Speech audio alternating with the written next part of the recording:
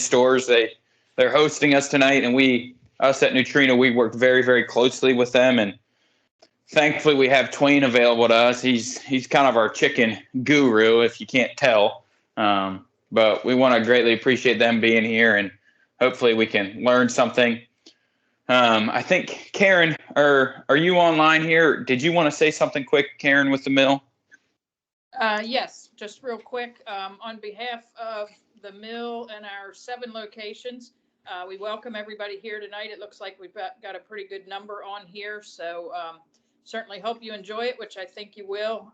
Just listening to the conversation here beforehand, I think you can see that Twain obviously has plenty of experience. He's certainly very entertaining and always a wealth of knowledge. So we welcome you and hope you enjoy the evening. You can go to the next slide. We touched on this before, but here's just some basic housekeeping. If you would like to put in the chat, I know some people have already done it already. We greatly appreciate it. We had a great interaction last time, great questions asked, and I think we got every single one of them answered. So if a question comes up, please put it in the chat. We'll either get to it right then or we'll get to it towards the end.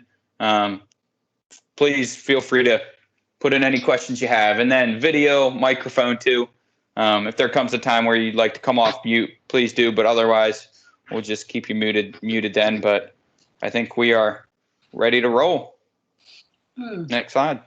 Oh yes, also we're going to be doing giving away some prizes. And with that being said, we're doing, if you go to menti.com and put in the code 54479746, we're going to be doing some questions and just some trivia questions that hopefully we can get you all engaged, and then we'll be giving some prizes away at the end through the mill. So we encourage you to join in and try to win some prizes. You can go to the next slide.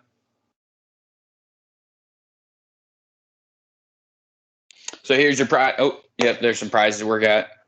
Just kind of roll through them. So we encourage you to join in on Menti and try to win some good prizes. I know we gave away a bunch last week. I know there were some good winners. So yeah, so the code is, if you go to menti.com right now, 54479746. If you go to menti.com, use code 54479746. So here we go. We got some people that are probably jumped in last spring when everything started. Something maybe for their kids to do, or maybe to get eggs, or got some good answers here. Remember, menti.com, 54479746. We're going to be giving away a bunch of prizes. So put that code in the chat box, maybe? Yep. I'll do that right now.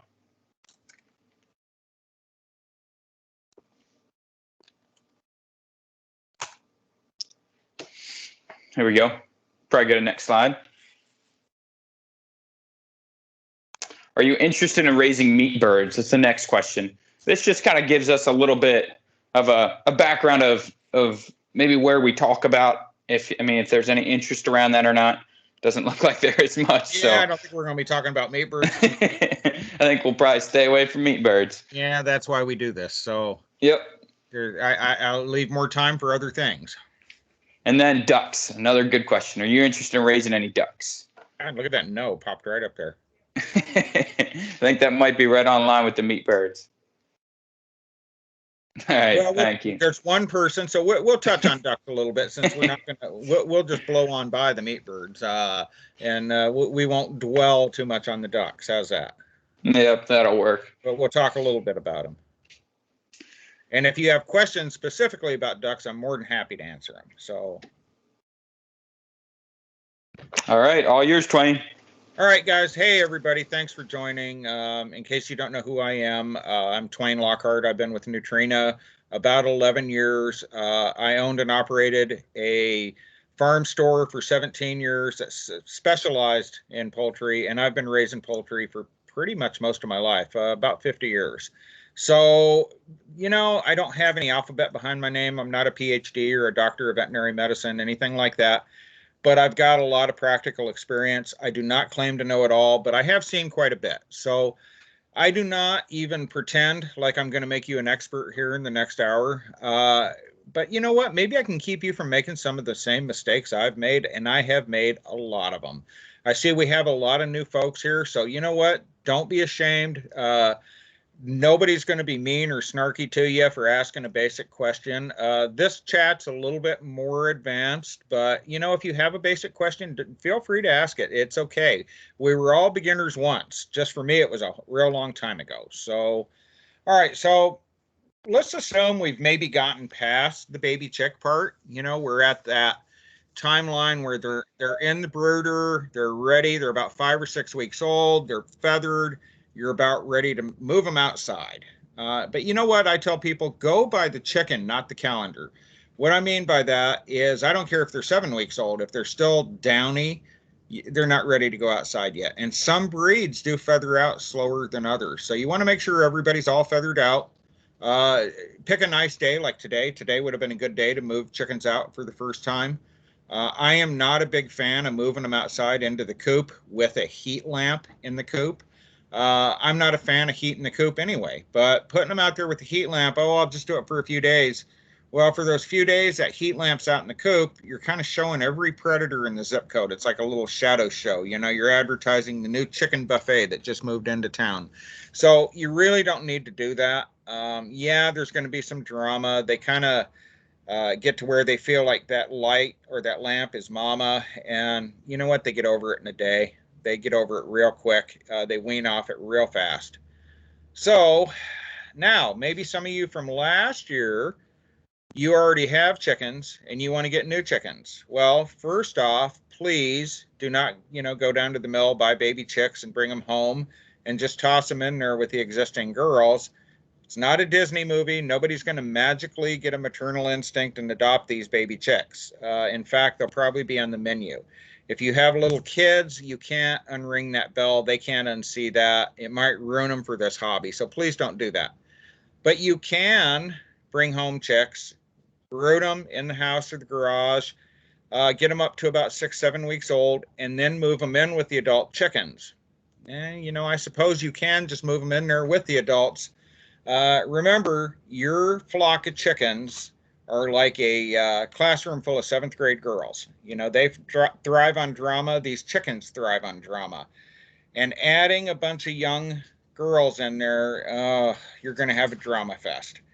So I have some methods. We're going to talk about that, how to integrate them so that it's a little bit easier, try to reduce that drama. But we'll get into that in just a minute. At about 16 weeks, you're going to switch them over to a layer feed. So the first 16 weeks, they're on the baby chick starter feed as much as they want. You'll hear the term free feed. That just means they self-regulate, give them as much as they want.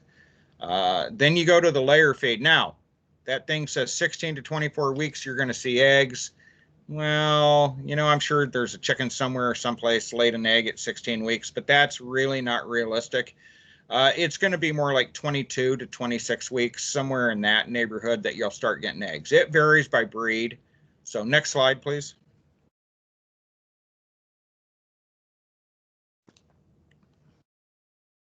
Another good Menti question here.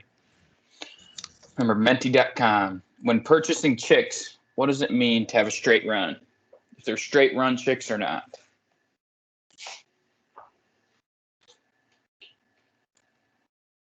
Remember, Menti.com, 54479746. You go, Twain. Okay, so straight run, it is mixed male and female, and logic would tell you that it's about a 50-50 mix. That's not what's going on. I'm going to try and clear this up. If you were buying meat chicks or bantams, which are miniatures, they don't sex either one of those at the hatchery. So yeah, it's about a 50-50 mix. It's actually about 55% male. On straight run, the way the hatcheries do this is they pull the sexed orders first. So let's say that hatchery hatches 1,000 Rhode Island Red chicks. They pull all the pullets out first, all the pullet orders, and what is left is straight run. So your logical 50-50 mix just dropped to like 95.5. Quite frankly, straight You run want another being peach thing, or do you want a margarita, or do you want a wine, or do you want a beer? Got to take care of Twain. Keep going. margarita. So anyway, so your logical 50-50 mix just dropped to like 95% male. So yeah, there's some females in there, but there's a lot more than males than you think. Next slide, please. All right, so you'll know they're ready to go out into the coop and the run.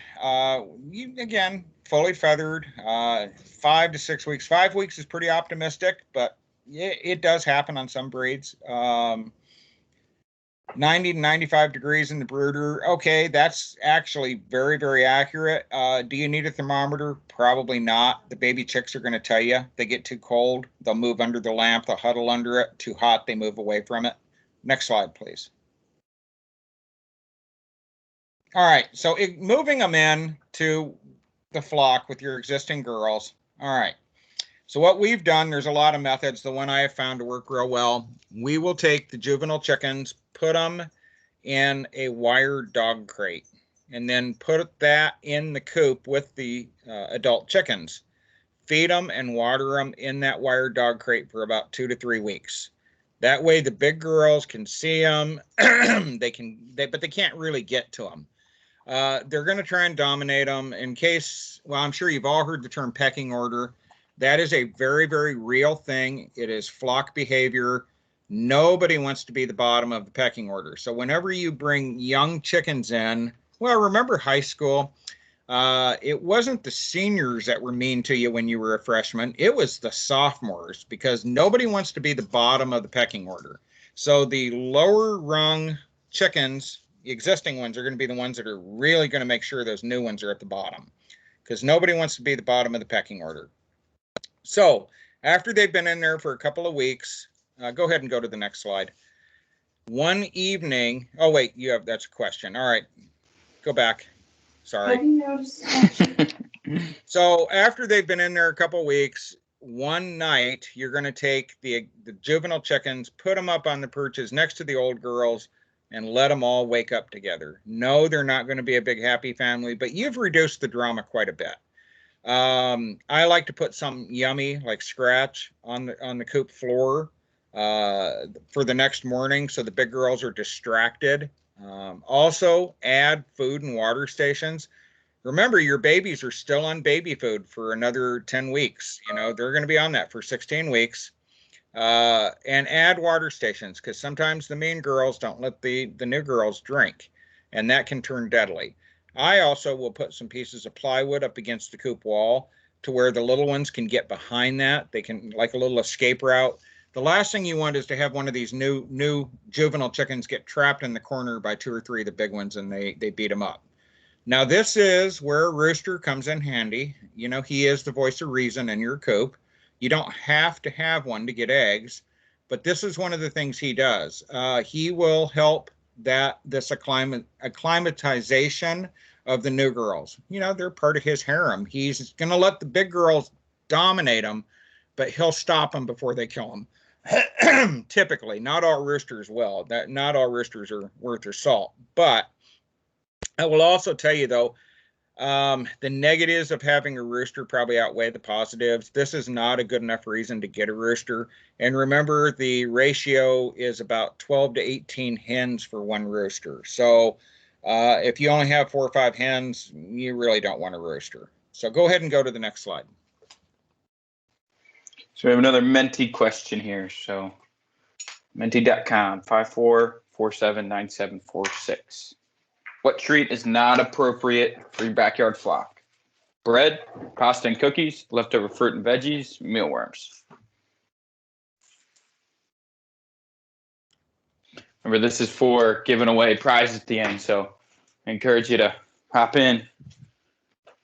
Yeah, you know, people, I give my chickens bread and pasta. I mean, it's not going to make them drop dead, but I will tell you, chickens self-regulate their diet very, very well.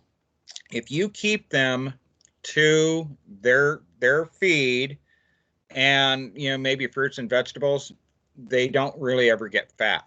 They self-regulate very well. And when chickens get fat, they get fat internally. I don't know if you know this. So you really don't know that you have a fat chicken until you pick them up and you go, oh my God, does she weigh a ton? She's really packed on the pounds. And then you don't see it until if you were to process that bird, you would see all that fat on the inside of the body cavity. And they can have the same issues that people have from being morbidly obese. Where I usually see that is from too many treats. You know, when the son goes to work at Pizza Hut and he brings home all the mistakes, and the chicken, they love it, and they tank up on pizza, but they get real fat and they have problems with that. So they get a thing called fatty liver syndrome. They can have heart attacks, all kinds of things. So, you know, a little bit of stuff, it's all about moderation. That's fine, but too much, you can cause problems. Mainly, what will happen if you give them too many treats is your egg production drops. So, next slide, please. Another question.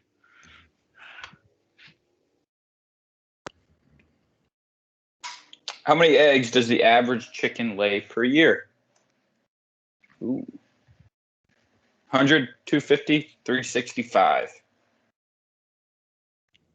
That's a lot of eggs. Jeez.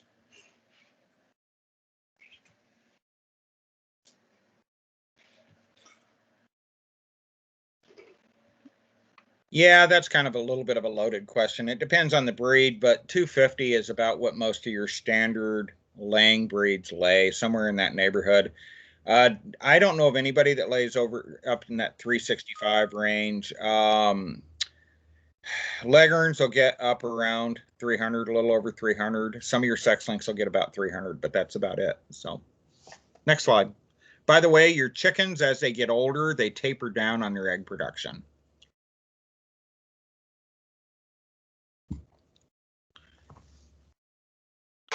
Another good question here.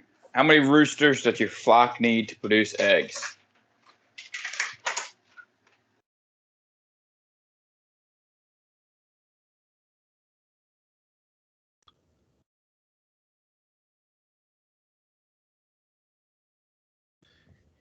You only need the rooster if you want baby chicks. So to get eggs, you don't need one. So that's, people ask me, that's still my most common question.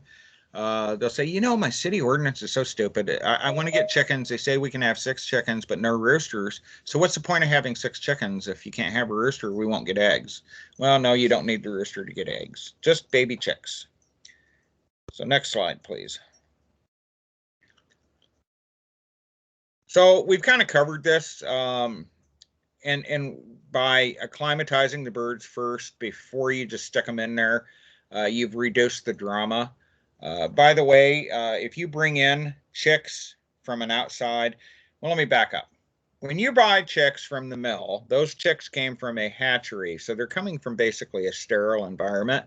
And you're also quarantining them for 6 weeks at your house, whether that be in the garage or in the house or wherever you brood those baby chicks. So you've effectively quarantined those birds before you introduce them to your existing flock. So maybe you're at the swap meet and they have some chickens there and you decide to bring some home. That's fine, but you better quarantine them. You know, 3 weeks to 30 days is a real good idea. And out of sneezing range. You don't want to, you know, put them in the cage 2 feet away from your existing chickens. They need to be far enough away that if they sneeze on each other, they can't make each other sick. You don't think it can happen to you, but it really can. Or maybe your neighbor, my neighbor Joe has chickens. Man, Joe's a good chicken keeper. His place is spotless. It'd be okay to bring his chickens over. Well, maybe. And the fact that he's a good chicken keeper doesn't really account for the fact that maybe the stress of moving those birds from his coop to your coop might bring out an illness. So trust me, you really want to quarantine birds before you mix them. So next slide, please. So we've covered all this, but like I say, you're just letting the birds get to know each other before they actually mix, and that really reduces that drama. Chickens thrive on drama and they love it, but you don't need excess drama. They start fighting and squabbling and beating each other up, and all of a sudden your egg production drops. So this is not a good thing. Hey, Twain, I had a good question come in. Okay. So when you do introduce your new chicks out to your older flock, I mean, what should you be feeding them? Because you're feeding your older flock layer feed, your new Right. chick starter feed. How do you mix that up? Two separate feeders. And if they mix a little, it's okay. Primarily what you're going to see happen is the adult birds will eat the baby food. It's a dominance thing. What some people will do is they're feeding the babies crumbles and they feed the adults pellets. Sometimes they do that. I'll be honest with you. I think you can do crumbles all the way across or pellets all the way across. Whatever you're doing, the babies are going to be on crumbles though. It really isn't that critical. The babies aren't going to eat that much of the adult food. It's going to be the other way. And the baby food won't hurt the adults. It just doesn't have any calcium in it. So as long as you have oyster shell available to your adult birds, it's not an issue. And they do it for the first day or two just to kind of be ornery and prove that they're better than the little guys and, be dominant. They get over it. But do make sure you have extra water stations. That is kind of a mean chicken trick. They don't let the young ones drink, and that can turn deadly. So go ahead and go to the next slide. So remember, nighttime, they can't see at all. So that's why you do this at night. But it's not going to be one big happy family. So keep going. Go on to the next slide. All right. So the biggest outlay of money you're going to have in this hobby is your coop. So remember, about 6 weeks from the time you bring home these chicks, these little balls of fluff, about 6 weeks later, you need a coop. And a common mistake that people make is they bring them home, they brood them, they do just fine, and I'm going to free range my birds, and they just throw them outside. And then they're like outside looking for them. They're asking the neighbors, have you seen my chickens? They don't know where home is. So pretty good chance something's going to pick them off if they don't have a coop to get into, or they're just going to disappear on you. So the sky is kind of the limit, as they say, with your coops. You need to have the right amount of space, 4 square feet of ground space per chicken. When chickens are overcrowded, a lot of things happen and none of them are good.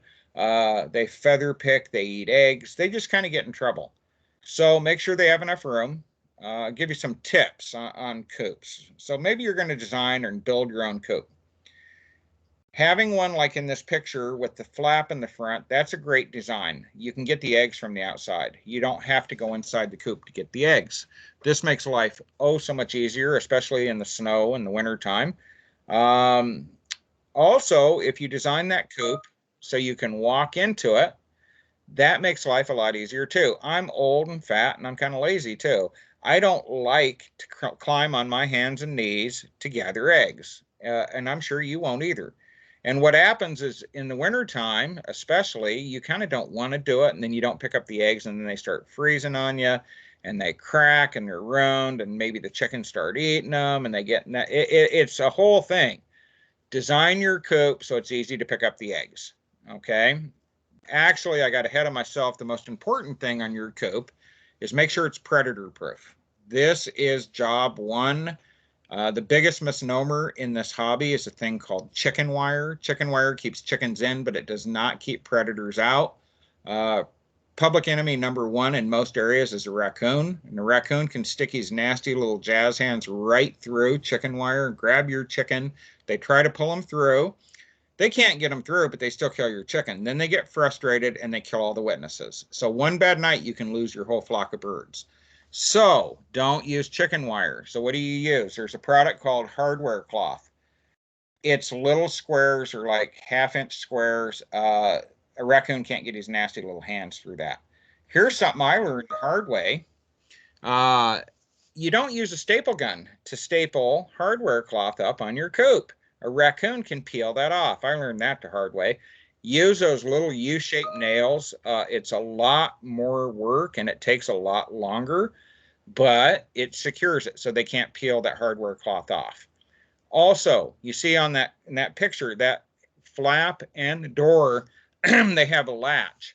You're going to want to put something on that, whether that be a padlock, it doesn't have to be an expensive one, or some kind of a clip that's pretty complicated because raccoons take night courses on how to open up coops and they're really, really good at it. They're very clever. So having something like even a cheap padlock on that will help a lot. Trust me on that. So for nomenclature purposes, that is a coop. That's where the girls go to sleep. A run is attached to that. So a lot of people will have a coop and then they have a chicken run.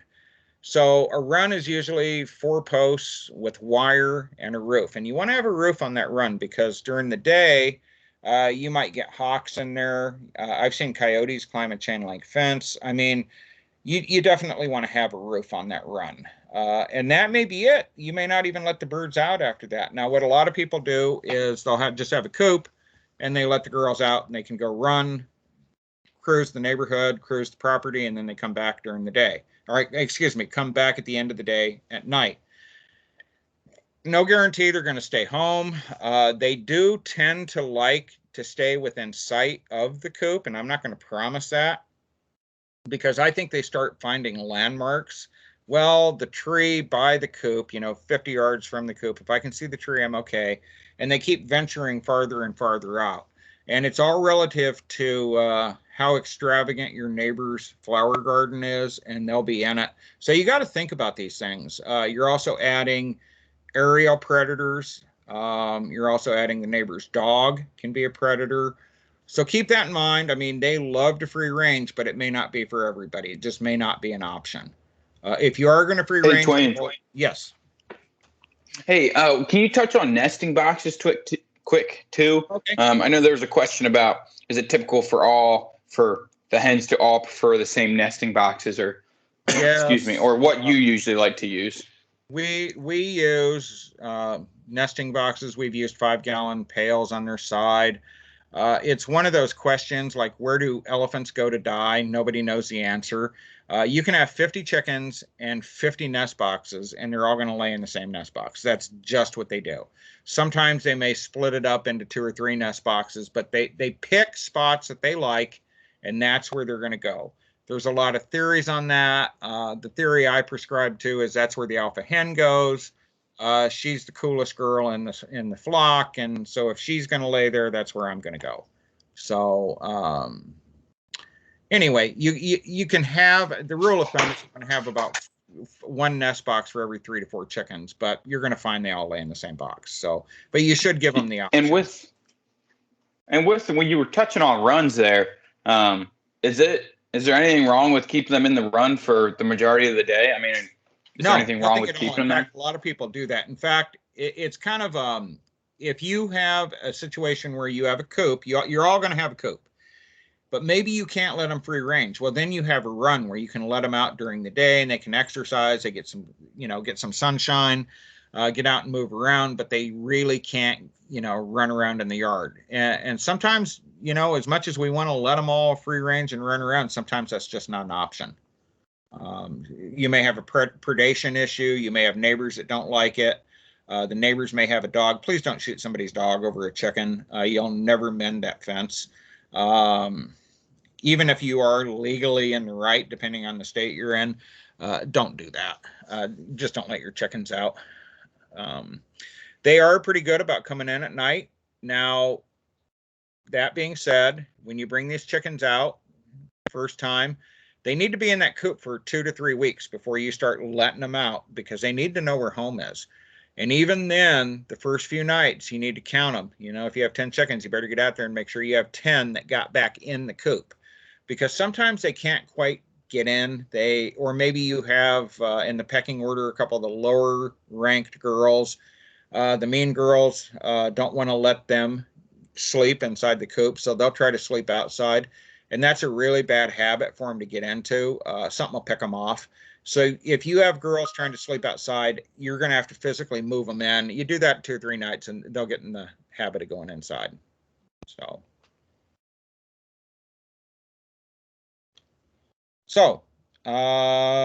next. Oh, all right.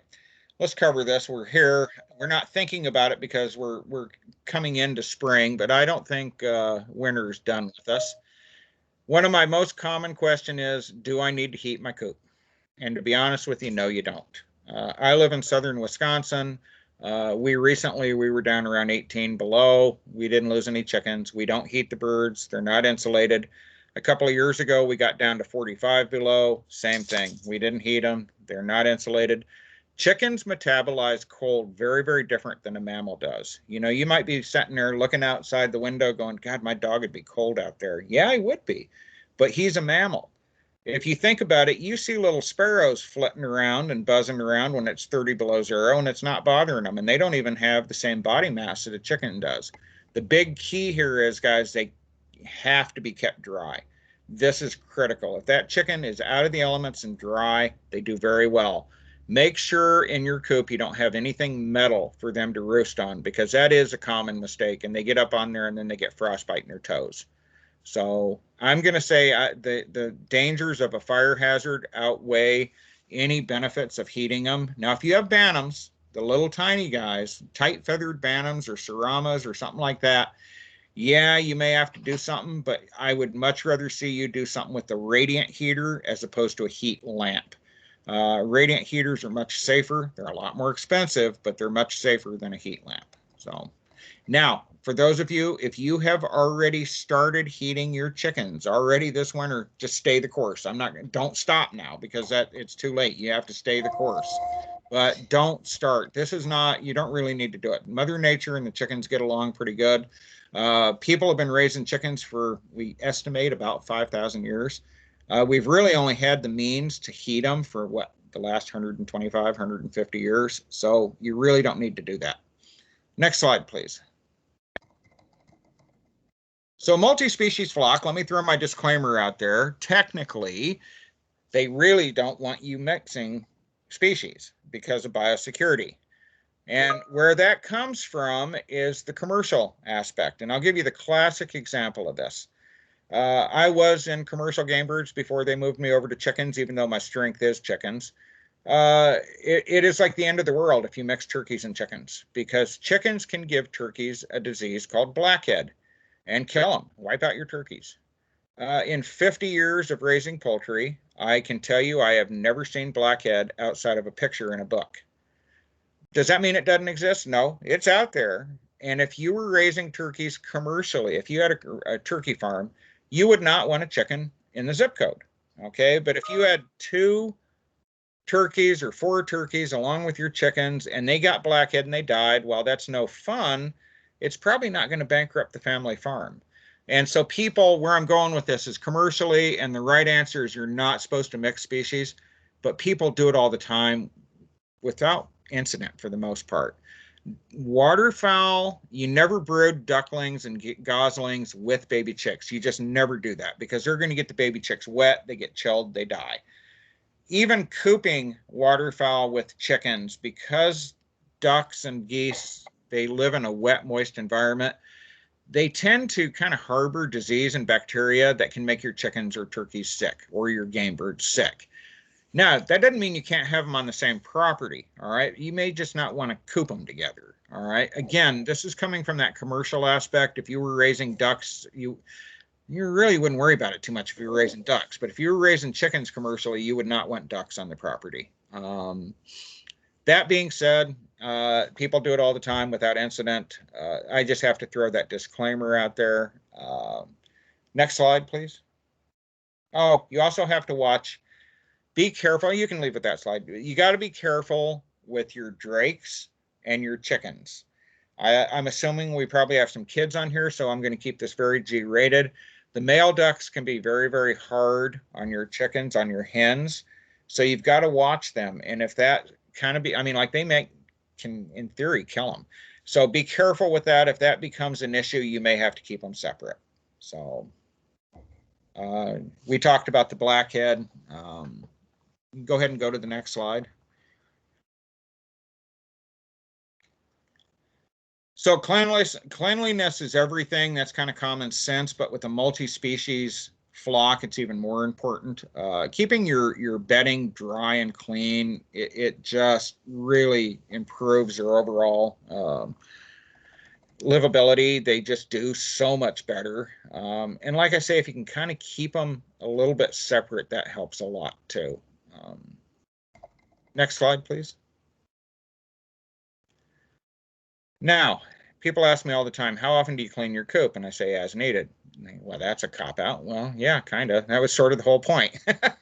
So, but it's kind of a as needed. If you can smell the ammonia in your coop, it's time to clean it. I don't care if you just cleaned it 2 weeks ago. If you can smell ammonia, it's time to clean it, because that ammonia smell is hard on your birds. Generally speaking, most people clean them seasonally. The exception being winter. A lot of people do the deep litter method, meaning they just keep adding bedding, typically shavings. And as the feces composts, it creates heat. But I will tell you, when you do that, the spring cleaning is a real doozy. I always try to make a point of not being home in the springtime. I didn't get away with it this year, though. So that being said, it's kind of as needed. Where they spill their water, you definitely have to dig that out. Keep those wet spots out of there. Wet bedding harbors disease. It just does. By the way, wild birds, if you can keep them out of your coop, and I know it's tough, it's hard. I have that problem too. They bring in lice, they bring in mites, they bring in mycoplasma, they can bring in avian influenza. They're not your friends. Common mistake people make, and I made this mistake. Oh, we let the chickens clean up around the bird feeders because then you don't get weeds. Yeah, they're picking up other things other than the seeds. They're getting disease and lice and mites and all kinds of stuff. So next slide, please.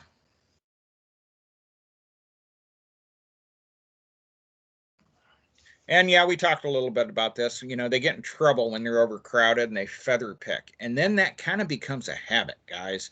They get kind of a taste for those feathers, those blood feathers and those pin feathers. So you really want to make sure you're not overcrowding your birds, because once they start, it's hard to break them of that. Adding a flock block in the wintertime is great to help with this.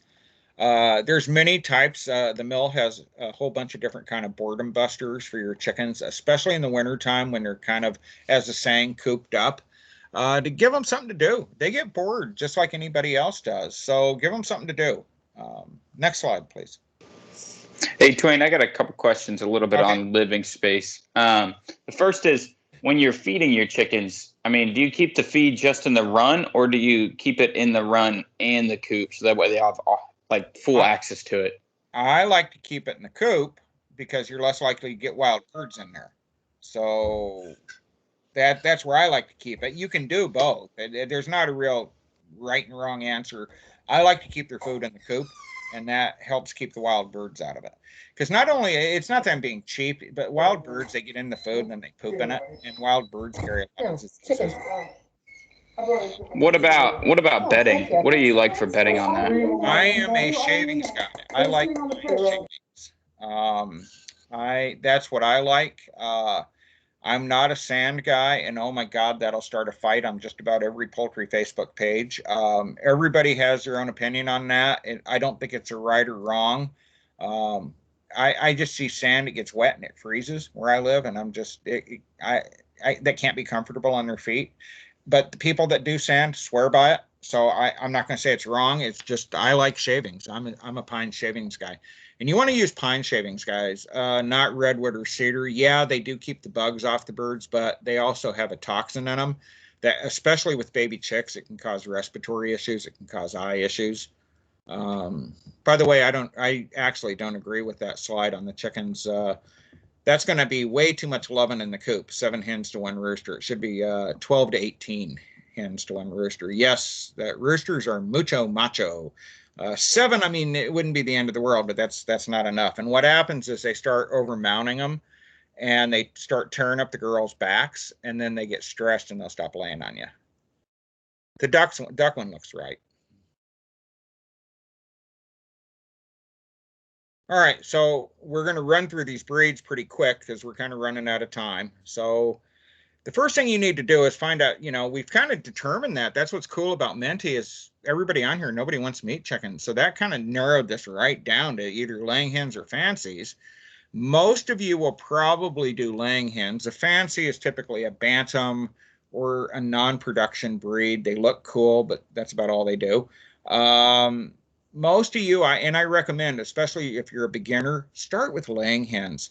They're the most intelligent, well, not necessarily, but they're usually very intelligent. They're friendly, they make good pets, and they lay eggs. and they tend to be about the easiest ones to raise. They're very, very forgiving. The cool thing about this hobby is the learning curve with chickens is very, very fast.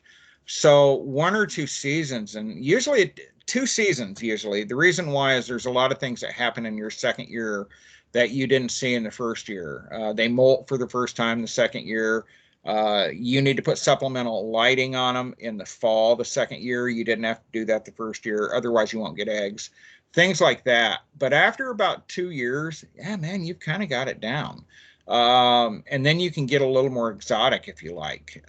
But I'm glad that we mostly have people that don't want to do meat birds. First time out of the gate doing meat birds can be a little daunting. They're a little more delicate. So let's go on and get to the next slide. Got another Menti question here. What is a sex-linked bird? Remember, Menti.com 54479746. Menti.com 54479746. What is a sex-linked bird?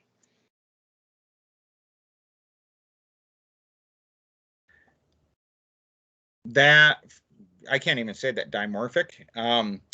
It's a fancy way of saying that when they hatch, they can tell if they're male or female by the color. And you know what? It's pretty accurate. They don't miss too often. When they sex other breeds, they're about 95% accurate.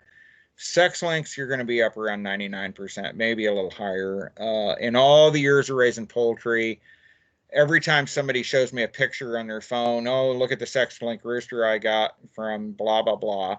I look at it and I go, yeah, that's a rooster, but that ain't a sex link. And it's normally because they had different tanks of chicks and they let the shoppers play with the chicks. So the kids get done playing with it and they put the Rhode Island red chicks in with the sex links because they're both red chicks, common mistake. And, you know, somebody comes home with a Rhode Island red rooster and they think it's a sex link rooster. I like sex links. They're a great beginner's chicken. They're a hybrid. They're real smart birds. They lay a ton of eggs. They like 300 eggs a year. Real friendly, intelligent, real good beginner's bird. Next slide, please. All right. I know you're all haters, and this is my favorite breed of chicken too. Everybody hates on the poor naked neck. This is a great chicken. They're really, really, really smart chickens. They're real sassy. They're kind of, and when I say sassy, they're just kind of in your business. They want to know what you're doing. They're nosy. If anybody knows what country they're from, maybe we'll give you a prize on that one. Put it in the chat box. Very, very sought after. They're the most sought after breed of chicken in Africa, on the African continent, because the perception anyway is that they're more disease resistant. I will tell you, I have some old girls that they're old and they're still running around and they seem like they're still young chickens. I don't think they've laid an egg in a long time, but they're still running around. I like naked necks. So yes, actually more specifically Transylvania, but yeah, same. Transylvania is a region of Romania. So they're great birds though.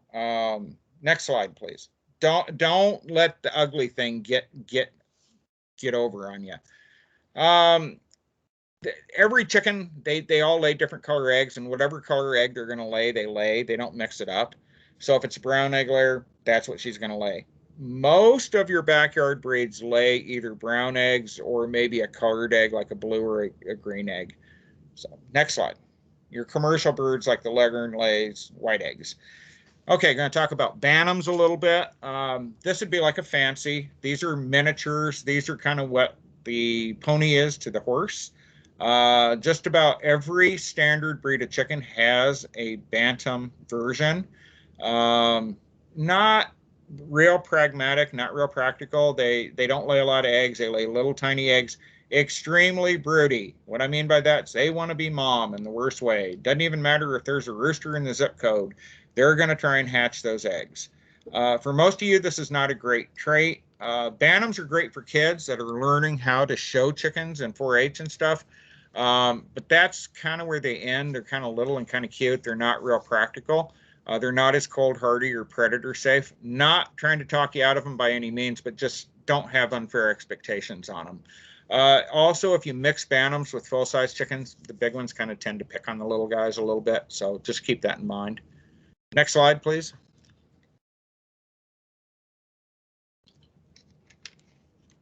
Well, I ran through all that. I didn't realize that was in there. Okay, silkies. You could start a fight with this one too. Is a silkie a bantam? It depends on who you talk to. And in the UK, they'll really fight you over this one because they don't consider silkies bantams. Again, depends on who you talk to. Been around forever. Marco Polo wrote about them. They are weird little chickens. They're flightless. They don't lay a lot of eggs. Extremely broody. They're sweet. They're sweet. They're cute. It kind of ends there, guys. People end up getting one or two of these and putting them in their flock, and then they get picked on by the other chickens because they are a little bit smaller. They're smaller than a standard breed chicken, but they're not as small as a bantam. So they have black skin, black organs, black meat. In China, they eat them. They consider them medicinal. They're 5 toes. They're really an odd little bird, but super popular. So next slide, please. So protecting your backyard flock. Next slide. Depends on where you live. I kind of think raccoons are at the top overall, but I guess foxes are a pretty big deal in some places. You get into that mink family, the weasel family, they can be really, really tough because they're so smart and they're hard to catch. Hawks can be another tough one during the day. Or do we break these down by predator, or is it just one slide? Okay, go ahead, go to the next slide. Your night ones, there's a lot of things you can do. The main thing is make sure your coop is buttoned up super tight. You can put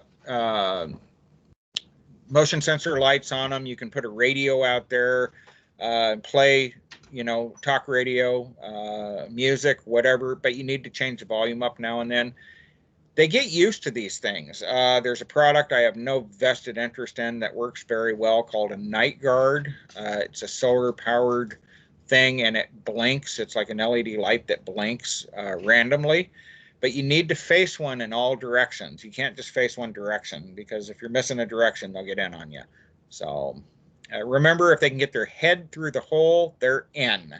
So something like a mink doesn't need a very big hole to get into your coop. So again, make sure they're buttoned up tight.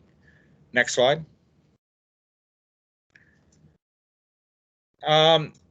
As we talked about this, making sure your mesh is tight enough, having latches with a lock on them or a good clip. You can put around the outside of your coop, if you lay chicken wire, and this comes in handy for this, if you lay chicken wire flat around the outside of your coop and then cover it with dirt so you don't even know it's there, that keeps canine predators like coyotes and foxes from digging into the run and coming in. So next slide, please. Having dogs kind of helps, but sometimes daytime predators, go ahead and go to the next one. Daytime predators can be a little bit more of a challenge. Hawks being very tough. One of the things, now I don't have any real concrete proof on this, but I've heard it since I was a kid. If you have some black chickens in your flock, it helps with the hawks. Hawks hate crows. And from the air, from way up high, having some black chickens in the flock, they look like crows. Also having the fake owls, but again, you need to move those. If you just leave it in the same spot, they figure out that it's not real. They've come a long ways with the fake owls now. They move in the wind and things like that because hawks don't like owls either. So if you really have a problem, people have gone as far as attracting the crows in. They won't hurt your chickens. But I've been told it's like joining the mafia. Once you get in, you can't quit. Because once you get those crows on your property, oh, I want to get rid of my chickens. Well, you've still got the crows because they won't go away. So I think having the black chickens might be a better choice. We have a bunch of berry bushes at our house. So the girls have cover. Now, mind you, it takes several years, 2-3 years to get those berry bushes established. But they use it like that's their hangout, and they go into the raspberry bushes and the hawks can't get to them. So next slide, please. You know, the neighbor's dog, and you might be thinking, oh, my neighbor's dog has a golden and the other side they have a lab. They would never hurt my chickens. You might be surprised when dogs get together and they get that pack instinct going. Yeah, Fluffy, who had never hurt a chicken, but Fluffy gets with, Fido and Rex, and all of a sudden you've got a quote unquote pack. And they may not even mean to hurt your chickens. They chase them to death. But, dead's dead. So keep that in mind. Roosters do help protect the flock, but as I've said, the negatives kind of outweigh the positives. If you have little kids, I would probably refrain from getting a rooster, just because roosters want to run the farm, and it's all about dominance, and little kids are just the perfect target to show off to the hens too. So like I say, the negatives kind of outweigh the positives. Next slide, please.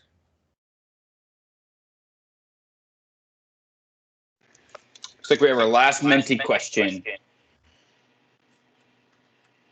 What is the estimated number of chickens in the world? 10. It's a lot of birds.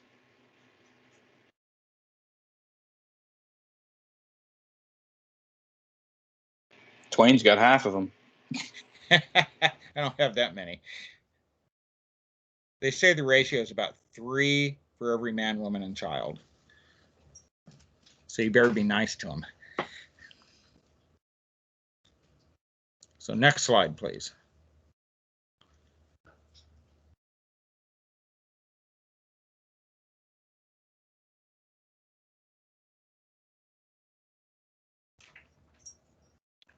Woohoo for Millie.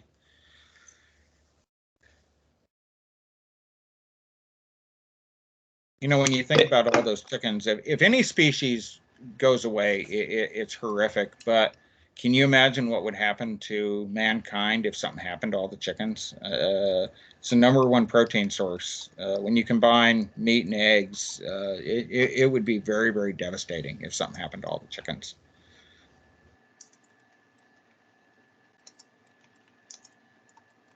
So we didn't leave a lot of time, but we can run a little over. I'm not in a hurry to leave. So we have any questions? We had a couple good questions come in, and okay. All right. So one of them is, how do you keep mites and lice off your chickens, or kind of what do you do for those kind of insects? You can do some preventative, as we talked about. Wild birds are not your friends, but sometimes you can't help that. I like to use wood ash in their dust baths. I like to use some diatomaceous earth in their dust baths and their nest boxes. But you know what? If they get an outbreak, I use poultry dust on them, and not 7 dust. You want to make sure it's labeled for poultry. And the latest thing that I've tried, and I got to tell you guys, it's not for everybody, but we have quite a few chickens. We have, upwards of 40 chickens. We got a product called Elector PSP, and I have no vested interest. I don't know if the mill sells it. It is, oh my God, it is the Rolls Royce of mite and lice, and it's especially designed for chickens. Oh my God, it was amazing, but a little bottle of that's like $140. So it's not for everybody. Please, no, it is not organic. Please do not use Frontline and Advantage on your chickens. Somebody always will tell you to do that. And I got to tell you, it works, man. It works like gangbusters. As long as you're never going to eat the eggs, go for it. They did some studies in, I believe it was Denmark, and chickens have all the eggs they're going to produce from the day they hatch. Okay, she has all the eggs within her, in her body. So when you treat that chicken with Frontline or Advantage, you just contaminated every egg in her body. And nobody's really done studies per se. All they found out was, yeah, they're contaminated, but what does it do to you? I don't know. It wasn't designed for people. It wasn't designed for chickens. It was designed for dogs and cats. So please don't do that. So another good one, Twain. Okay. I know that we have a bunch of poultry people last year that haven't experienced molt yet. So can you kind of go over molt, when they expect it to come, kind of how we handle it and so forth? Okay, so your birds that you got last year, they didn't molt. They're going to molt this coming probably late summer. usually when they're about 15 to 18 months of age. And usually late summer, early fall, they all kind of sync up and they do it at the same time. They're going to drop about a third of their feathers. And they have about 8,000 feathers. So that gives you an idea. You're going to have a lot of feathers blowing around on the property, but that's normal. Feathers are made of protein, eggs are made of protein. So while she's molting, she's not going to lay. It takes about 8 to 12 weeks to go through a molt. And depending on how you feed them, we actually developed a feed called Feather Fixer, especially for molting to get them through the molt faster. And the side effect of that we found was it really creates beautiful plumage when they get done molting. That's why the show people love Feather Fixer. But you definitely want to feed them at least a balanced layer ration. If you try to feed a molting bird scratch, will it kill them? Absolutely not. But it's going to take them a real long time to molt in. And they won't molt in as nice. And now they're going to do this every year. After that first 15 to 18 months, now she's going to molt every year. The roosters molt too, by the way. So. Good question here. Is there a minimum number of new chicks you should introduce to an existing flock? I would say at the very bare minimum too, but that's very bare minimum. I would say 4 to 6 is a good number. It depends on how big that flock is. And when you introduce, 1 or 2 chicks into one is really, you shouldn't do that. You should never try to do anything in ones with chickens. So let's say you're going to introduce 2 and there's 8 existing chickens. Well, that's a lot of adult chickens ratio wise to those little guys. So the more little ones you have, it kind of, there's safety in numbers. They can kind of more likely to get away from the big girls. So I don't have a set number, to be honest with you. I don't know if there's a set percentage, but definitely the more the better. And well, that's my answer to all questions is more chickens. So I'm sorry that was a wishy-washy answer. When you're thinking about foxes, so we have a lot of fox issues where we're at out here in Maryland, and I know we've ran into them ourselves, and I know a lot of people. I think somebody on this call said that rooster just was gotten by a fox. I know we talked about kind of burying the mesh a little bit, but how far out do you think you really should go? Should you bury it 6 inches in the ground, or do you go out like a foot and then put dirt on it? All right. It's hard for me to explain this without being in person. So I think we're thinking about it the wrong way. If you took that chicken wire and laid it flat right up against the edge of your run, and so it's going to go out, let's say 18 inches, 24 inches, however big your roll is, and just roll it out. It's very simple. You just roll it out. You're not trying to dig straight down. You're just going to roll it out flat and then bury it. And you roll this all the way around your run. And so if a dog or a coyote comes up or a fox they try to dig to get up under in the run, they hit that chicken wire. That is way easier than trying to dig straight down and do it. Trust me, it's like 50 times easier than doing it, and it's just as effective. And if you do it, that makes a lot of sense. Is it making sense? I know it's hard to explain. Show you. And it's a much. So you're just laying like a regular piece of chicken wire just down on the ground. It doesn't matter how wide it is. Just as long as you do it a foot to a couple to 2 feet, as long as when that fox tries to dig, it gets nothing but chicken wire, and then it. Exactly. Yep. So okay. And then when you move the coop or whatever, it's very simple. You just pull that up. And when it's buried, you don't even know it's there. So, but trying to dig straight down, that's a lot of work. Yeah. We had some questions about bully chickens. A hen that will peck your hand every time you go in there or beats up on everybody. The same thing with a rooster. If a rooster is not necessarily the nicest guy, what do you do to break that behavior? And I'm going to warn you, Twain, we are recording here. So. Yeah. So I get that. With roosters, what I can tell you is when they start that behavior, you need to nip it in the bud. You need to show him who's boss. And I am not talking about being, cruel to him or anything like that. First thing you do is when he starts to come after you, grab him and pick him up. And make sure you have a hold of his neck so he can't bite you. remember, when a predator kills a chicken, they pick them up. And so when you pick up this rooster, you've shown him that, hey, if I wanted to kill you, I could. And so walk around with him, just carry him around, do your chores. If that still doesn't do it, and it pretty good chance it won't. You may have to do it several times. Every time he comes after you, just grab him. But if that still doesn't do it, you can grab him and then turn him upside down and carry him by the feet. And you're really dominating him. I promise you, he will hate you till the day he dies.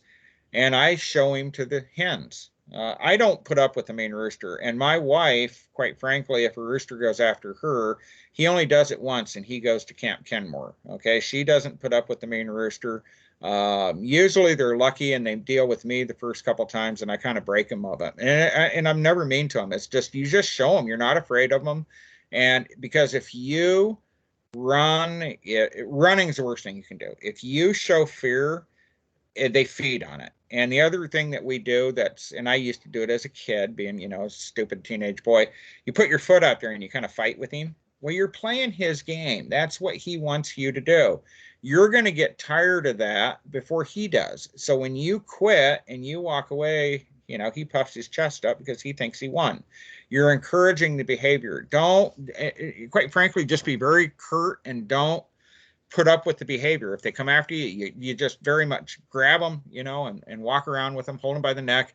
You're supporting the body, obviously. You're not, just carrying him by the neck, but you hold him by the neck because if it's a mean rooster, he will try to bite you. And it hurts when they bite you. Hens, I've not run into it too much with hens, but it is a dominance game with hens. Pick her up. I think just picking a hen up and letting her know that you could, by you carrying her around, you're sending that message. She doesn't know this consciously, it's instinctively, but you're carrying her around. You could kill her if you wanted to. And that's the message you're kind of getting across. I've not run across any really chronically mean hens. Roosters, yeah. And I will tell you, I am in the camp. I think it's genetic. So if you have a mean rooster and you breed him and he produces other male offspring, they're going to be mean too. I'm in that camp. I don't have any proof. That will start a fight on most of the Facebook groups too, whether it's genetic or not. Name the breed. I can tell you I've seen nice ones and I've seen mean ones. I have very nice frizzle rooster right now, but I've seen some mean ones. I've seen a lot of mean silky roosters and I've had nice ones. So Asia Black, I've not had those. I think that's kind of a dual purpose meat bird, if I'm not mistaken. I've seen them on the hatchery catalogs, but I've never actually had one. So some of the, believe it or not, some of your game fowl, like the A seals, things like that, that are, they were actually originally bred for fighting.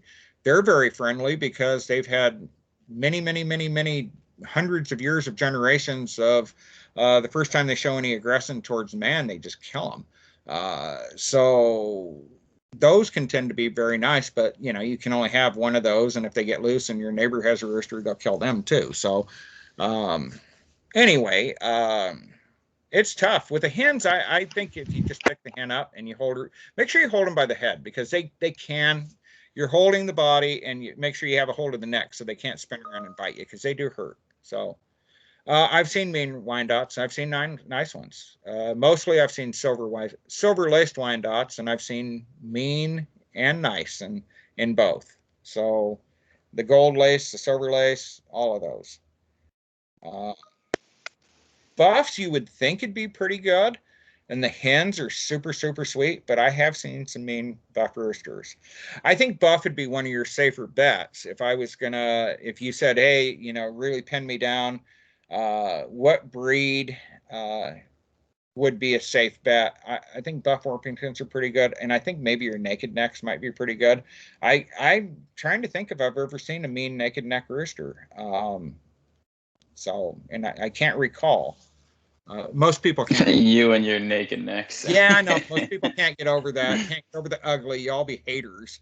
You can't get over that. Well, it doesn't look like we have any more questions. If there are, please shoot them out. I put a message in there in the chat. If you were on that leaderboard, please email me at Nathan_Holloway@cargill.com. My email is in the chat. It's the only way we'll be able to track you down, be able to get you your prize. We want to thank you all for coming out. Thank you, Twain, for taking the time. I know it's a learning curve for me every time I listen in. So I want to thank you all. Somebody won on the Naked Neck trivia question, and they were reminding you about that. Yep. So, and make sure you email me, please. Otherwise, I won't know. And Karen, do you have something else you'd like to say? Or are you good? I'd just like to, again, thank Twain and you, Nathan, and the rest of the Nutrena crew. We always enjoy working with you, have a good partnership with Nutrena. And just as kind of a follow-up for those in attendance, we do have one more program coming up in 2 weeks on March the 25th, which will be our advanced foul chat. But if you go to our mill website, www.themillstores.com, you can find that information about the feeds we have on sale this month. Our Nutrena chick starter products are on sale in the 50-pound bag. Our monthly circular, plenty of information there. We certainly appreciate you joining us tonight and are there and willing to help if you have any questions or needs at any of our mill locations. Yep, the mill does an awesome job. They have a lot of knowledgeable staff there, so please utilize them. And I know I've seen some familiar faces from when we had the last chicken chat 2 weeks ago. So please, we look forward to the next one. Be thinking of any and all questions that you have, whether it's beginner, intermediate, or advanced. We're kind of excited about it. So thank you all for stopping in, and thank you, Twain, for taking the time. Yeah, just a final thought, folks, especially if you're brand new, go to the mill to get your information. Don't let some bully on a Facebook poultry page scare you out of this hobby. This hobby is so much fun, and don't overthink it. I like to joke about it. I'm not all that smart, but I can raise chickens. So can you. Don't beat yourself up if you lose a few. It's going to happen. But you know what, the mill, I've been coming there for many years. I used to fly out there every year, but because of COVID, I couldn't do it this year. And they have some of the staff has been there for a long time. They're very, very knowledgeable on chickens. Let them walk you through the process, and they will do it right, get you started on the right foot. I really, really appreciate your time tonight, and you're taking the right step by trying to not make the same mistakes that so many of us have made in the past. So I hope it helped you. I really appreciate it, and hope to see you on the next one. Thank you, Twain. We'll see you. Thank you.